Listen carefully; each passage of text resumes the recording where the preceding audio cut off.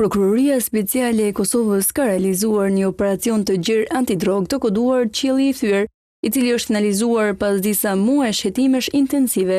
Në këtë aksion të udhëhequr nga Prokuroria Speciale dhe Drejtoria për hetimin e trafikimit me narkotik, në bashkëpunim me autoritetet belge, holandeze dhe Europolin, janë arrestuar 22 persona të dyshuar për përfshirje në krim të organizuar, trafikim ndërkombëtar të narkotikëve dhe pastrim parash. Operacioni është zhvilluar në 4 qytete të mëdha të vendit, Prishtinë, Prizren, Pejë dhe Gjilan, me pjesëmarrjen e rreth 600 zyrtarëve policor.